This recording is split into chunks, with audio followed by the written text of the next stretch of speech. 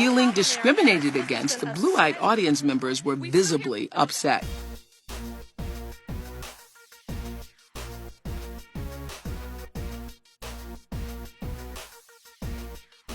Today's audience was separated into two groups. Not on the color of their skin were they separated when they arrived. They were separated based on the color of their eyes.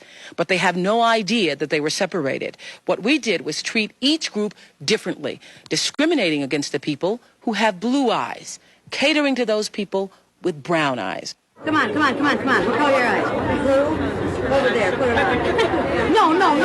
Over there. Blue? Over there. The blue-eyed people were pulled out of line, told to put on a green collar and wait outside.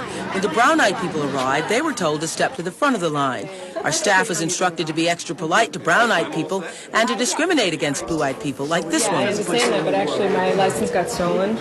And when I went to replace it, sorry, that's not our problem. You always have to have ID anywhere you go. Audience members with brown eyes were allowed to enjoy coffee and donuts. Those with blue eyes were left standing in a crowded room without refreshments for over 2 hours. The blue-eyed group became upset when they saw the brown-eyed people were being seated first. Look at those people with you. What are they doing in there? So I just want to warn all of you who are watching, you know more than they know in the audience. Diversity expert Jane Elliott helped set up the experiment. She played along, telling our segregated audience that brown-eyed people were smarter than blue-eyed people. I've been a teacher for 25 years in the public, private, and parochial schools in this country, and I have seen what brown-eyed people have done as compared to what blue-eyed people do. And it's perfectly obvious. And if I didn't believe it before this morning, you should have been here this morning when we brought these people in here. Feeling discriminated against, the blue-eyed audience members were visibly upset. She was rude to us, all of us. Yelled at us, called us names, pushed us aside. She was rude. This lady came out in the line with all of us people that had light-colored eyes and said, you put this green collar on now and keep it on, and if you don't, hit the road. I want to say, why doesn't Jane have a green collar on? She's got blue eyes. Because I've learned to act brown-eyed. I have a brown-eyed husband and 3 brown-eyed children. Why did you? And the message in this room is, act brown-eyed and you too can take off your collar. Act intelligently and you too won't need your collar.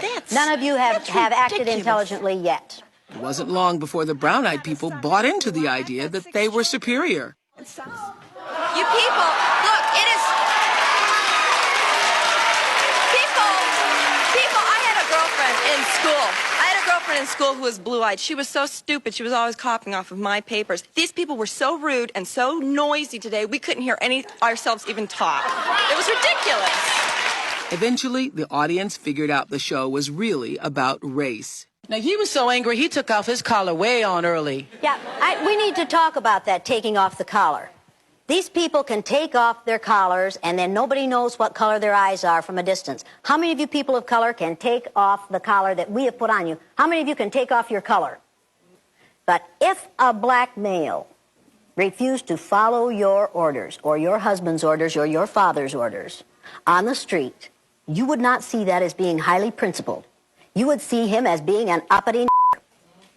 Well, we can see where this is going. She's saying that everybody has racism in them. It's not really about the eye. She's trying to teach about racism. But she can't get away from the fact that God created the races, and you are going to be different. You can't help it to be like that. God created one race, the human race, and human beings created racism. Oh, I love that.